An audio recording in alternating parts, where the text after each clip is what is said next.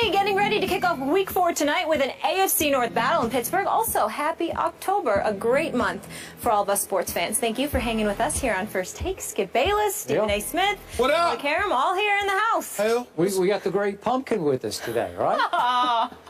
I like it. I like it. I do. I seriously do. You ain't talking with That's for October. I know. I like it. Y'all want to hate on me? This I'm not hating. I'm not hating. I like it. All right. We're not. You look very cute in orange. All right, but Skip, Connecticut. that suit really is on point. Oh, thank you. I like that. Oh, well, you don't have to say that. Please. Please. Oh, my Lord. Piling on. Kissing up. Are you guys kidding me? a pumpkin picking? Oh, please. Please. You got to be crazy. Get some apple cider. Let's go. Haunted house. Oh, it's gonna be one of those days coming up. We got to get Blue serious. Jays. Yes. Right. Game Face clinched the AL East last night, forcing Stephen A's Yanks, I really am piling on, to fight for the wild card spot. How worried is our Mr. Yankee? Plus, LeBron says there'll be no love lost on the Cavs this season. We'll explain that later in the program. But first, it's Thursday, so you all know what that means. Football.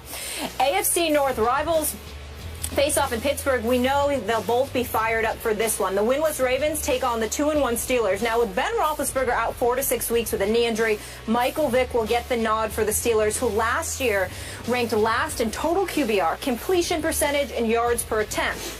On the other side, take a look at how Big Ben has fared against the Ravens, 11-7 compared to other Steelers quarterbacks, 1-6. No bueno. Check out the difference in yards per game as well. So initially, Pittsburgh was a 3.5-point favorite. Now with Ben out, Baltimore is a 2.5-point favorite on the road. Stephen A., will the Ravens get their first win this season tonight? Molly, a.k.a. Miss Connecticut. Skip Bayless. Skip Bayless. Yeah, a.k.a. hater. Yeah. I'm glad you know it. Glad you said it. Let me say this to you. Seriously speaking, the Ravens are in a desperate situation. They are. They have absolutely got to win this game, or in my estimation, this season is over. I believe the Ravens will lose this game. I think the Pittsburgh Steelers are going to win this game. When I think about the Ravens, Skip Bayless, there are two things that really jump out at me. Where is Justin Forsett? He has not been running the football effectively at all after having a breakout season last year in the aftermath of the whole Ray Rice fiasco. I don't know if he's feeling himself or the offensive line isn't protecting him, but they must be doing something right because Joe Flacco is passing the football relatively well. I think that when you look at the problems in Baltimore's offense, it's twofold. One is that they don't seem to have any kind of a running game whatsoever. And two is because Steve Smith Sr. seems to be the only individual that they could throw the football to. So the absence of weapons at the receiver spot combined with the absence of a running game has really neutralized them to some degree. Didn't stop them from putting up 30 on the Oakland Raiders, of course. And it didn't stop them from coming back and taking the lead against Cincinnati because they got so much heart. But nevertheless, something was clearly missing. Something is clearly missing. And then when I remember also, the other thing that we get just on the offensive side of the ball, on the defensive side of the ball, once upon a time we were raving about the Ravens secondary, okay? We were raving about them. And then you looked at them against and how they opened the season against Denver. That's one of the things that escalated the question marks about Peyton Manning. And yet you see these guys, the past 2 weeks, they've given up 723 yards passing and 6 touchdown passes. It's the last 2 weeks. Now, they're going against a Pittsburgh Steelers offense without Big Ben Roethlisberger, with a Michael Vick, who is no Big Ben Roethlisberger. We do understand that. But they do have Le'Veon Bell back. They still have D'Angelo Williams, who filled in admirably in Le'Veon Bell's absence over the first 2 games due to the substance abuse violation. Then we also take into account the fact that you still have Antonio Brown. You still have Marcus Wheaton. You still have a Heath Shuler, okay? So all of those requisite weapons that you have at your disposal, the only thing that gives me cause other than Big Ben being out is that Pouncey is out as well, so protection may be an issue for the Pittsburgh Steelers. But then I remember that Terrell Suggs got injured, and he's out for the year. And McPhee got moved away, and he left for Chicago. So the combination of those 2 premier pass rushers for the Ravens, who are no longer in the lineup, combining that with the Ravens' secondary issues because guys like A.J. Green seem to do what they want, when they want it, how they want it. I think it's a lot for the Ravens to overcome. If this game were in Baltimore, I would say that the Ravens would have the edge, despite everything that I said, because the adrenaline and the momentum from that home crowd, combined with Michael Vick being on the road, I think would be too much for them to overcome. But because it's in Pittsburgh, I'm going to pick just as much heart as it is head, and I'm going to roll with the Steelers to win tonight's game. I think it'll be close, like 20-19 until the fourth quarter arrives, and then I think the Steelers will pull away and they'll win something along the lines of 32-19. 32. I'm writing that down. 32-19. I cannot disagree with one point that you made, except for your conclusion.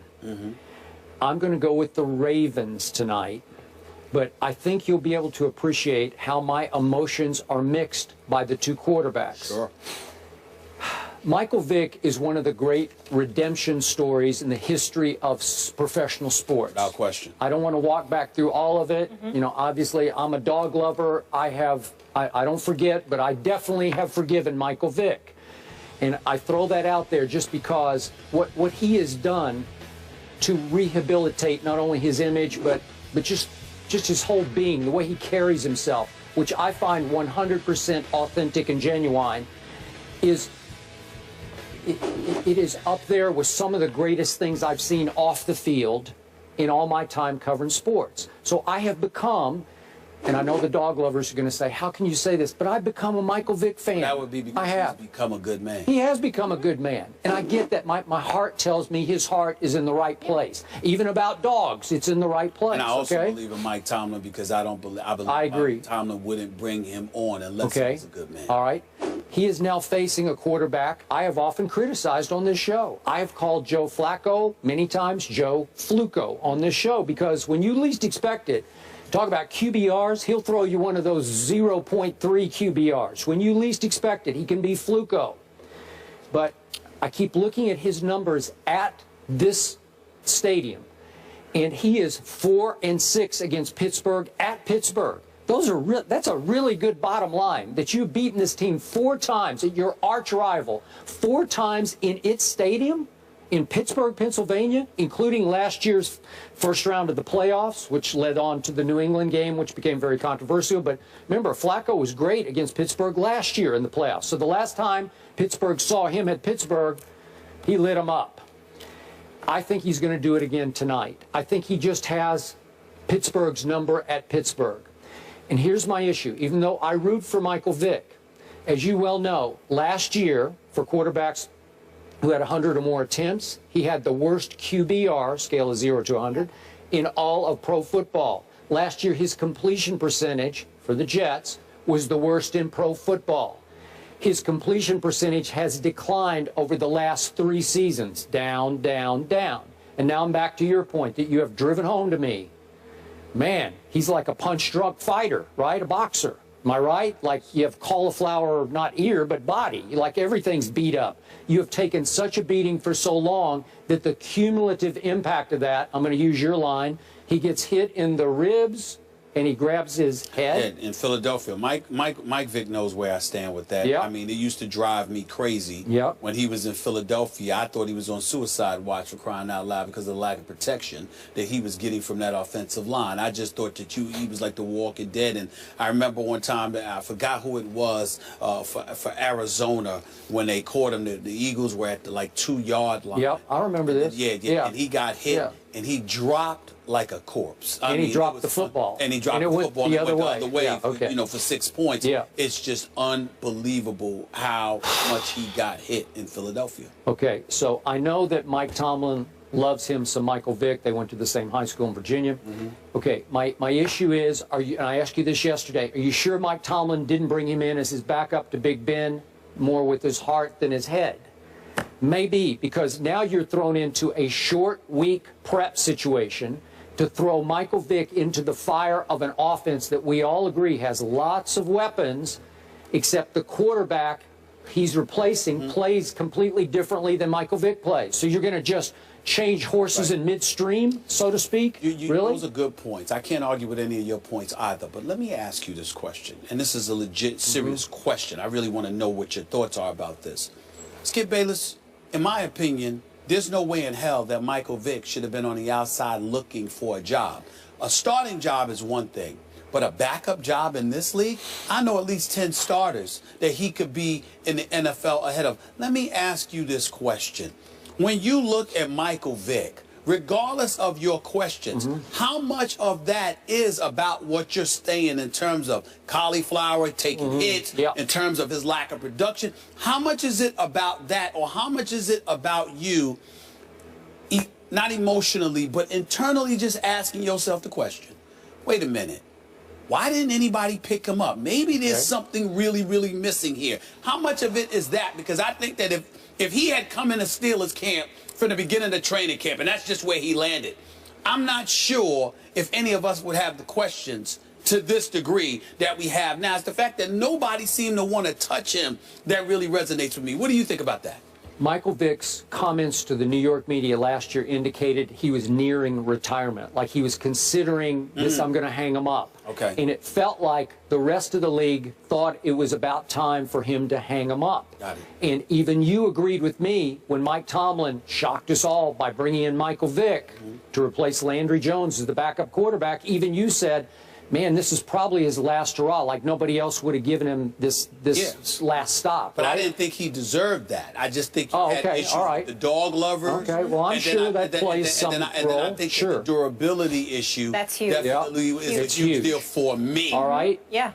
Okay, so given that, you have now picked your Pittsburgh Steelers to score 32 points tonight with Michael Vick at quarterback.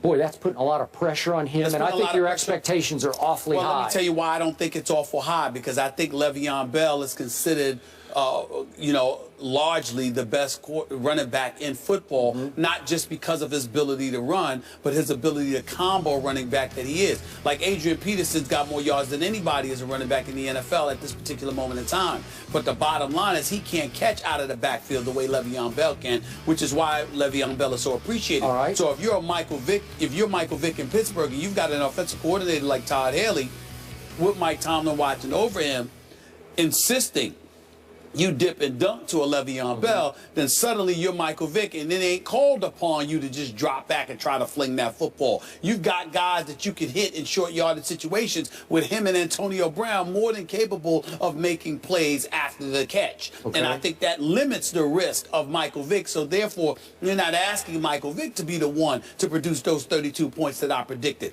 I'm leaning on Le'Veon Bell and Antonio Brown and Marcus Wheaton and Heath Shuler and those boys. That's the difference. Okay, I agree, but not to compare Brandon Whedon to Michael Vick, but I saw what happened to my Cowboys, and I like Brandon Whedon, but when you throw him in there, it doesn't look the same anymore. And I don't think the Steelers had a lot are more gonna, time with that team. He's been there for 2 years. Michael Vick is on a short week. My goodness, that's a lot to ask him. I think he's going to have his struggles tonight. Okay. By the way, I meant Heath Miller. I'm sorry. Heath Miller. Yeah, I know. You got it. Okay, so now back to the Ravens. I'm going to dig in on this. I still think they're being underrated. Again, our power rankings, voted upon by our writers on ESPN.com, have them all the way down at 22. Yep. But our analytics department hangs right in there and says, no, they're the 11th best team in pro football. Well, that's ridiculous. Okay, well, let's see. I don't know if it's ridiculous. I don't know if you could say 11 when you 0-3. Okay, but how did they get to 0-3? They could have won all three of them, and two of them are against really good teams. But Skip, they lost to the Oakland Raiders. Now, wait. I know, at Oakland, there's no cakewalk anymore. That's no gimme. Excuse me. We're learning that there's the possibility that they're not a cakewalk anymore. We're not sure yet. We're not sure. Remember what happened. Flacco was throwing into the end zone in the opener at Denver. And made a great throw to Crockett Gilmore, and I thought it was going to be a touchdown, and two Broncos fly across and break it up and intercept the pass. It was a great play, and it cost them at the buzzer the game. And then they had to stay out west because they had to play the Oakland Raiders at Oakland. And they lost Terrell Suggs. Okay, I keep saying Terrell Suggs. Yep. Okay, they lose him in the fourth quarter, late in the game against Peyton Manning. Yeah, and it was game at the time. Oh, okay, there's a little hangover going on, and then they're ahead of the Oakland Raiders, and they give up a late touchdown pass. The Bengals. No, last week? no, I'm talking about the Raiders when they had to stay out west. Right. They're ahead of them, and it took a late touchdown pass by Derek Carr out of the blue to beat them 37-33. I don't want to hear anything about staying out west. What the hell were they in? The Motel 6? I'm sure they were chilling. They were in the Ritz-Carlton or well, whatever. They didn't get to go home. Out there. Okay, how often does that happen during an NFL season? I understand. Rarely. I understand it's foreign, but that's like giving the Jets or the Dolphins an excuse that London, they got to fly to London. How often do you do that? Right. So whoever goes out there, somebody got to win. Come on now. I can't use that Justin as an excuse. Forsett is being underrated. He will have a good game tonight. He'll have a better game than he's had because he had no game. He was fantastic last year. I know he was fantastic. I don't know why he's not winning. And you know what? Steve Smith, your namesake, or are you his namesake? I'm not which way. Well, I am older. I am older. Okay, you're older. But speaking of getting older, the older he gets to me, the better he gets. I'm serious. The other night. I mean, he's Steve Smith Senior. We keep emphasizing senior. It's going to be a good matchup between him and Mike Mitchell. He's still playing like he's a junior to me. Listen, I have him on both my fantasy teams. I know you guys aren't into that, but I believe Of course. That makes a world of difference. That's all that matters. So this show is over because Molly's got it on his Exactly. You guys are missing out on life. Stop Fantasy talking. is fun. Yeah. Unbelievable. Okay. Now America believes in Steve Smith. All right, so bottom line. They always did. I'm going to go. I don't think Michael Vick can score more than, I'm going to throw this out, 23 points. And I got Flacco scoring 25. Just an odd little score, but 25-23 Flacco over Vick. That's what I'm boiling it down. 32-19. All right, you got it. Let's roll. All right, moving on.